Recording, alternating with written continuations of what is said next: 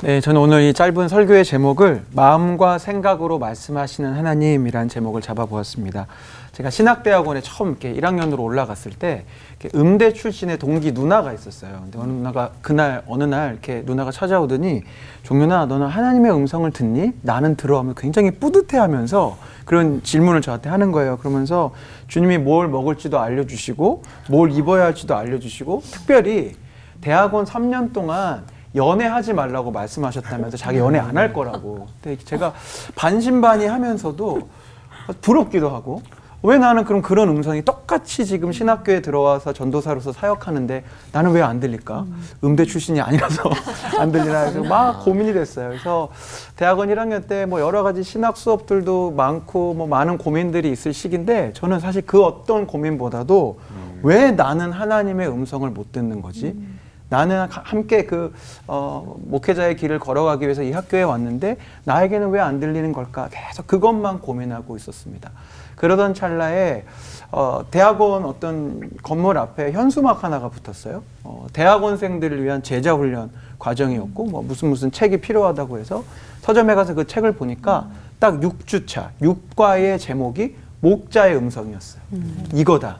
내가 대학원 어떤 수업보다도 이 제자훈련 과정을 통해서 반드시 하나님의 음성을 듣는 법을 내가 배우든 뭐 아무튼 나도 들어야 되겠다는 마음으로 그 과정에 이제 들어갔고 이제 미리 예습을 해가서 이렇게 가는데 그 6주차의 목자의 음성 단어를 이렇게 예습을 하는데 그때 제가 깊이 깨달았어요. 아, 하나님의 음성을 물론 누군가에게는 정말 뭐 산신령의 음성처럼 직접 막 귓가에 들리고 환상 가운데 듣는 음성도 있겠지만 하나님께서는 보편적으로 우리에게 말씀하실 때 우리의 마음과 생각을 통해 말씀하신다는 것을 그때 제가 비로소 그렇게 많이 듣고 성경을 봤음에도 불구하고 그때 그 깊은 고민 가운데 깨닫게 되었습니다.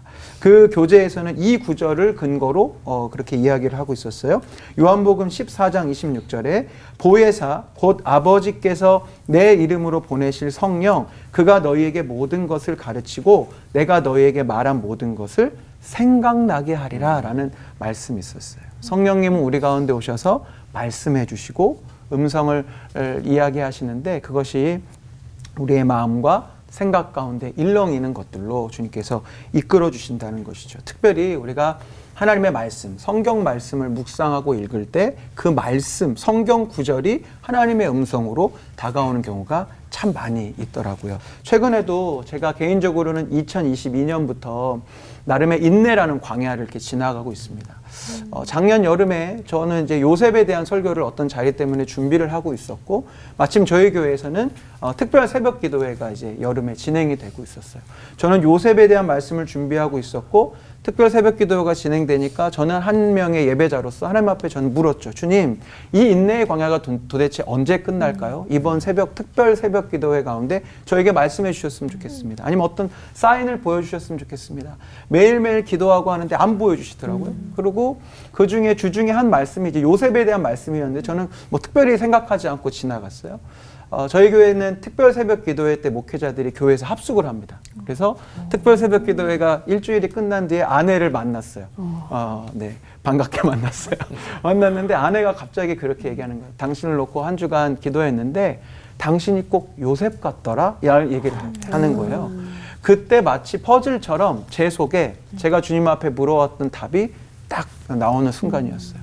새벽 기도 전후로 저는 요셉에 대한 말씀을 준비하고 있었고 새벽 기도 중에는 요셉에 대한 말씀이 있었고 새벽 기도를 마치고 났을 때 아내가 당신이 지금 고민하고 있는 것이 꼭 요셉 같아요 라는 말을 통해서 요셉이라는 키워드로 제 마음 가운데 말씀해 주셨고 그렇게 다시 요셉을 보니까 요셉은 노예의 시간도 또 감옥에서의 시간도 어떤 데드라인을 정해놓고 기다린 게 아니더라고요. 하염없이 기다렸지만 하나님은 하나님의 때에 그를 옮기시고 세우시는 것들을 보면서 아, 하나님이 그래 지금 물론 나도 언제까지 이 인내가 계속돼야 될지 나는 알 수 없으나 하나님께서 반드시 이끄실 거야 라는 그 하나님의 음성을 제 마음 가운데 담는 순간이었습니다. 하나님의 음성은 물론 주님을 제한할 수 없습니다. 주님은 정말로 실제로 듣는 것처럼 여전히 말씀하실 수 있고 필요하다면 환상 가운데도 나타나실 수 있는 주님이시지만 제가 지금까지 신앙생활하고 또 많은 믿음의 선배들을 보면 주로 우리 주님은 마음과 생각을 통해서 말씀하시는 것 같아요. 특별히 성경을 읽을 때, 기도할 때 생각나게 하시고 감동을 주시는 방식으로 그렇게 말씀해 주십니다. 그래서 우리의 기도는 막 나 혼자 이야기하는 기도이기보다 묻는 기도가 되어야 할 것입니다. 그래서 이 묻는 기도에 대한 노하우는 이따 문답 토크 시간 때 또 마저 나누도록 하겠습니다. 기도하겠습니다. 주님은 말할 수 있는 입과 들을 수 있는 귀를 우리에게 주셨습니다. 우리는 하나님의 형상대로 지음받은 자들입니다. 그러니 주님도 들으시고 말하시는 분이심을 믿습니다. 하나님 믿는 자에게 보혜사 성령을 허락하셔서 당신의 뜻을 생각나게 하신다 약속하셨으니 주의 음성을 사모하며 주님의 뜻을 묻고 구하는 우리에게 말씀하여 주시옵소서. 아멘. 우리가 듣겠나이다. 아멘. 우리가 순종하겠나이다. 아멘. 예수님의 이름으로 기도드립니다. 아멘. 아멘. 하나님과 음성 듣는 법 중에 묻는 기도의 노하우가 있다라고 아까 말씀을 해주셨거든요. 그래서 그 기도에도 노하우가 있는지 궁금합니다.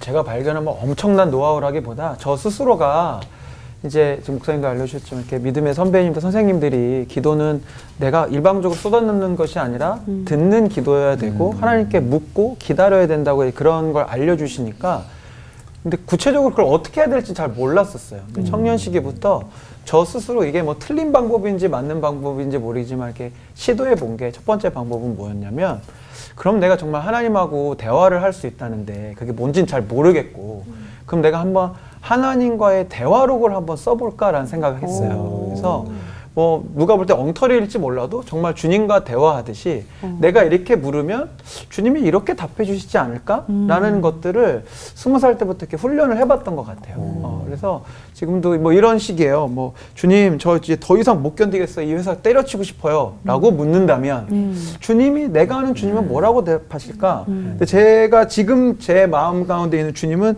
이렇게 말씀하실 것 같더라고요. 그래 너 애쓰고 고생하는 거 내가 다 안다. 내가 다 지켜보고 있다라고 말씀해 주실 것 같아서 이제 그런 거를 독백처럼 한번 써보는 거예요.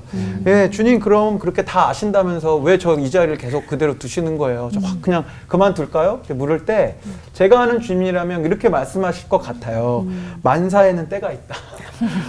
지금 그만둘 수 있겠지만 그러면 또 다른 회사 가서 또 똑같은 문제로 힘들지 몰라. 내가 너에게 상황을 열어줄 때까지 좀 기다려주면 안 되겠니? 라고 하시지 않을까라는 것들을 스스로 한번 적어가면서 물론 그게 뭐 정말 객관적으로는 틀린 답일 수도 있겠으나 그렇게 주님과 대화하는 연습을 한번 시도해보면 좋을 것 같고요. 또 아까 목사님도 말씀해 주셨는데 특별히 우리 청년들의 경우에는 좀 듣는 장치를 마련해 놓는 게 필요할 것 같아요. 그래서 기도할 때 빈 노트를 준비한다든지 뭐 요즘은 컴퓨터도 있으니까 컴퓨터 메모장 같은 걸 열어놓고 하나님 이런 부분이 궁금해요라고 할 때 나에게 일렁이는 생각들을 한번 적어보면 그게 내 생각과 또 하나님의 생각과 세상적인 생각이 이렇게 보여집니다. 이렇게 적어두면 그 가운데 이제 분별할 수 있는 것 같고 그리고 이제 듣는 기도, 묻는 기도를 하려면 물리적으로 좀 조용한 시간과 장소는 필요한 것 같아요.